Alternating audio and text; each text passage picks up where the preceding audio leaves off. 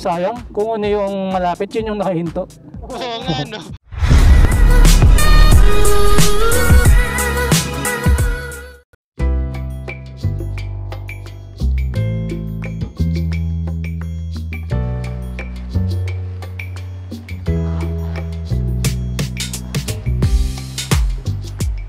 Meron akong bagong camera na gagamitin ngayon sa pagbablog natin. Ganito nakadami yung GoPro na nakolekta ko.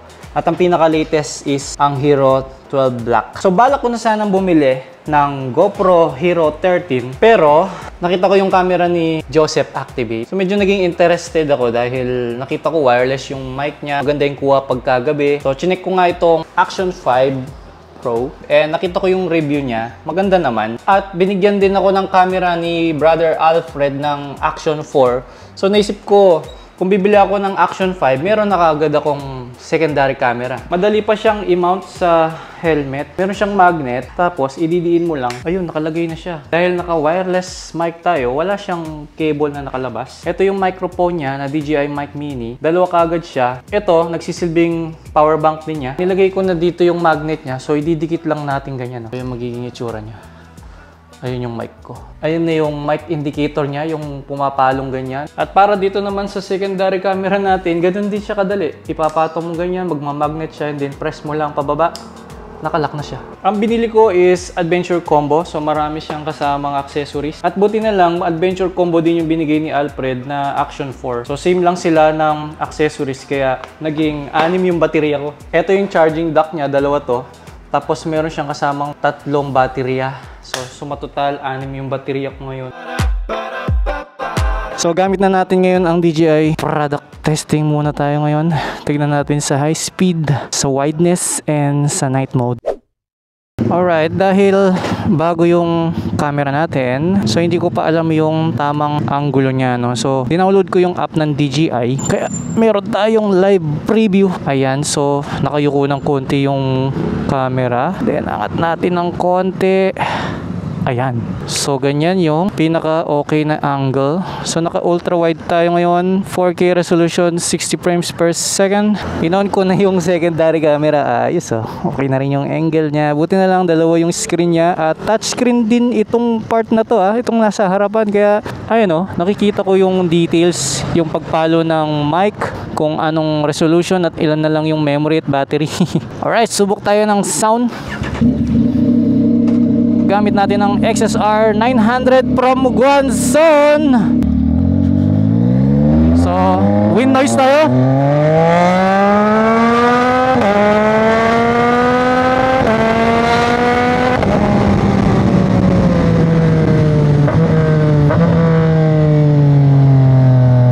Medyo dadapa ako ng konti para hindi ko masapo lahat ng hangin eh. Ganyan no.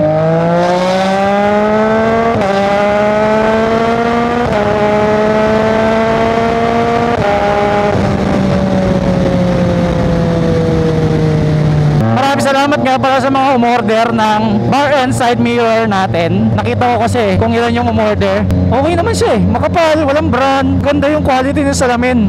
Matatag. How much? Balo mo na. Di ba open yan? Na? Di ba open? Open yan eh no. Nakikita mo yung sarili mo dyan eh no. Ito pa oh. Nakita mo na yung video? Oo, nakita ko na. Nakita na din ng magulang ko.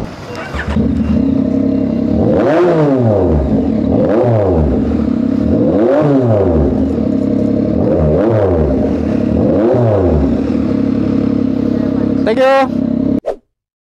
Alam mo yung gusto ko dito sa camera to, ang bilis ng response niya pag pinindot mo yung record tsaka on. Ngayon, sinerge ko ulit yung EDSA Lite mo. Mahirap na baka lumagpas, malayo yung mga U-turn slot dito.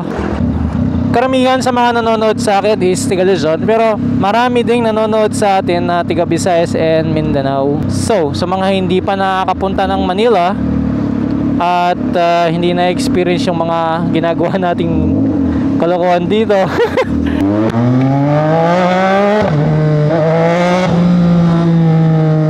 Edi ipapa-experience natin sa kanila gamit ang ating video. So gusto nyo bang sumakay ako ng MRT? Kaya lang, paano yung motor ko?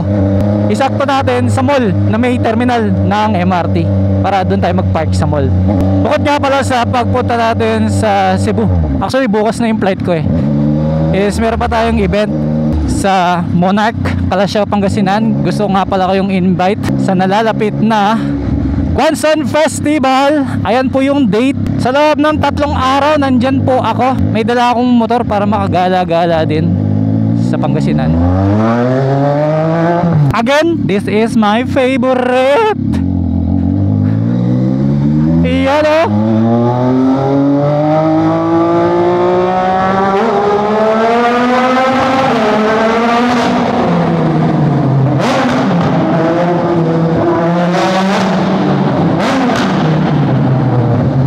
Uy, Vespa. Alright, nandito na ako. Alam nyo ba kung bakit dito kami nagkita? Katabi lang ng mall na to yung condo nila, kaya mas malapit sa kanya. So, para makapag-relax muna, dito na ako magpa-park. Magkano lang naman 50 pesos. Tawagan ko na si Joseph. Sep, nasan ka? Sige, dito na tayo magkita na. Nakikita mo naman yung motor ko kung saan ako nag-park last time. Sige, bye-bye. Ito ang kinagandahan ng DJI Osmo. Oh, di ba? Nasaan po dito yung Wendy's? Naligaw pa nga. Ang liit-liit na nga lang ng SM na to. Ay, eto yung Wendy's. Dito pala sa dulo. Order kami last time ng soft drinks dito, ma'am. Ang laki ng baso ninyo. Yan. Anong tawag dyan, ma'am? Biggie. Ang laki ng drinks dito. Grabe, isang tabo. Kasama na natin si Joseph. So, saan tayo pupunta? Sa lugar kung saan Nangyari ang lahat. OEI. Ayun, so chinek ko kanina yung audio quality natin habang papunta tayo ng Manila. So hindi ko na set na pinakamababang gain ng mic yung ating GoPro. So, ay, hindi pala GoPro. Insta, Osmo. DJI! Ay, DJI pala. Bago kasi yung camera ko So yun na nga, masyadong malakas yung feed ng mic ko. Kaya ngayon, binawasan ko ng negative 12. Ano ba yun? The Fifth Cafe? Oo. Ano ba kasing nangyari doon? Ano daw isang grupo ng mga kabataan ginawa, nagpunta doon, tapos para pang trip-trip lang nila, lahat sila nag-negative review. Ay, nag-negative review? Oo. Bakit?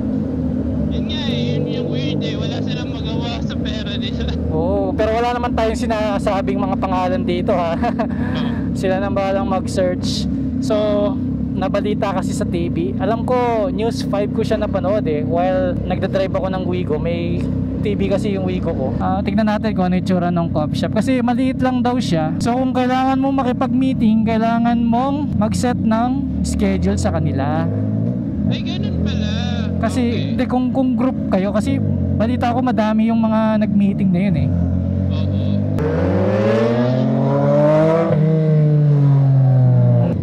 So nabalitaan mo ba yung yung Fortuner na sinita ng polis yata tapos umarangkada pa atras? Oo, grabe yun.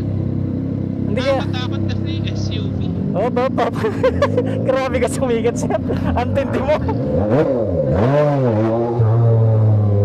Ang ganda nga nito, para tayong mga nagpo-podcast. Oh. Pero ang studio natin, yung kalye. Oh, tsaka may certain topic tayong yung umiikot lang yung topic doon sa pupuntahan natin, gano'n. Tapos ganito rin naman yung mga relatable to sa mga tao kasi ito dinadaanan talaga nila. Hindi katulad yung nasa studio ka. Medyo okay rin yung ganong setup. Pero ito, at least medyo may iba naman. At saka hindi siya boring kasi marami nakikita sa daan. Oo. Medyo delikado lang kasi, di ba? Saka ito talaga mag-e-effort ka, hindi ka yung tipong nakaupo. Talagang kailangan yung puntahan Pero part naman yun ng fun kasi ito nga yung ginusto natin. Totoo. Alam mo yun, parang partner tayo sa podcast din. Every time na meron tayong guest.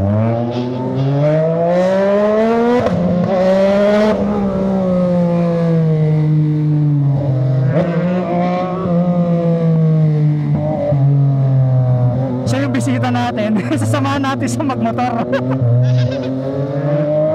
Pero I think lahat naman ng magiging guest natin is rider din eh. Teka lang. Sige, tabi ka lang kung... Dito pa. So yun ang nangyari. Binigyan nila ng negative reviews. Oo. Ay, ganoon. Kasi parang bahay na to. Ayun, oh, hindi ba yan? Ay, the Pip, ito nga, Sip. Ito. Saan mo nakita yung The Pip? Ayun, oh. Teka lang ha. Gusto ko makita rin sa video. Sige. Oh, nakitang-kita, the Pip.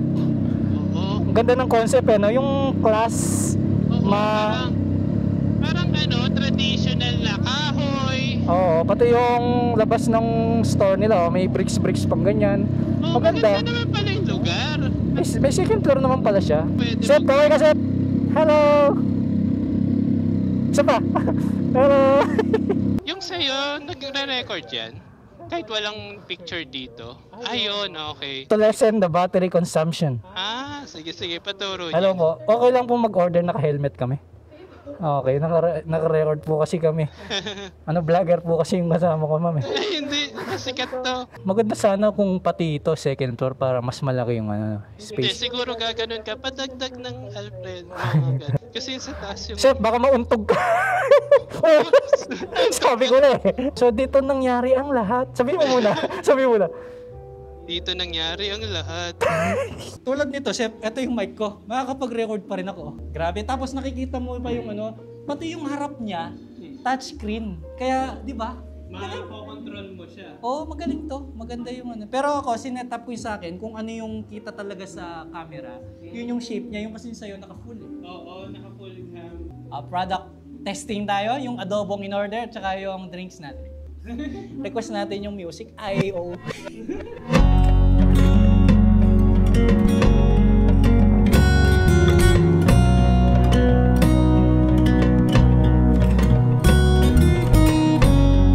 Saan nga pala tayo pupunta? Pililya? Windmill farm. Basta yung mga windmill nila.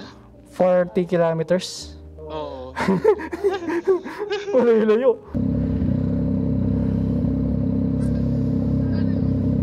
Yung Read Motovlog, pati yung Joseph Activate, ito yung sticker. Ano daw sabi? Yung daw yung channel. Teka lang na pala tayo. Oo, ikot na lang tayo. Oo, wrong turn. Sarado? Sarado? Sarado? Sarado yata. Sorry. Pwede daw, pwede. Pwede? Okay. Pwede dumaan yung motor? Ay, hindi. Sarado, may stage. Hindi, iikot din tayo pag kumanan no? Balik na lang tayo. Nagpe-prepare yata sila sa mahal na araw. Hindi, sa election yata yun eh. Ay, okay. Sa kaliwa tayo niyan, o kakanan? Kakanan, sorry. Oo nga. Sa Pinilya, sa wind farm. Okay, pa ganyan. Okay, salamat. Okay, thank you. Napaga yung pagkanan ko, so. Oo, napakagay nga go. Ito na, yung arko naman ni po. Wow. Sabihan mo lang ako pag gusto mong huminto sa arko. Hindi, okay lang. Nakita naman sa vlog. Parang ang sarap sa mandal sa railings na yan, may bola. Parang sa Tamiya. Oo, rollers. Grabe siko. Minamanilang nila yung siko na yun, Oo. Di ba sa mga video sa ibang bansa, hindi na nakakadaan ng maayos dyan yung mga motor? Oo, yung may masikip na daan dun di ba? Oo. Yung marami natutumba. Maraming nakaabang tapos akala mo madali. Kahit mga bus, hirap na hirap. Oo. Na-solusyonan ko na yung tak gumaganon pagka nagme-mesh tayo. Nagpalit ako ng wire. Oo. So nung nag-DJ, Balahibo ng pusa mo. naamoy-amoy nga niya to before umalis eh. Ano? So hindi siya sa GoPro, sa siya? Sa wire. lang. Pinagkumpara ko eh.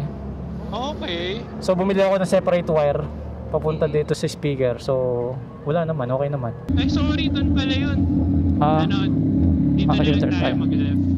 Sige, may truck Sep. Huwag ka muna lalabas doon Sige. Dito na lang dito sa kanan. Ay, sorry. Sige, papasok na ako dyan. Eto na boss rito.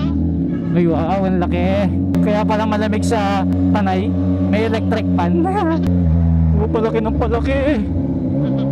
Parang LC ng aeroplano. Ito na. Oh, ito na yun. Ito. Left na tayo, no? Oh, left na tayo. Pero, alanganin yung entrance eh. Bakit lupa? May, sige. Diretso daw, diretso. Dun. Sige. Buti may guard. Sabi ko na eh, alanganin eh. Oo nga, ano. Parking daw dyan. Dito. Okay.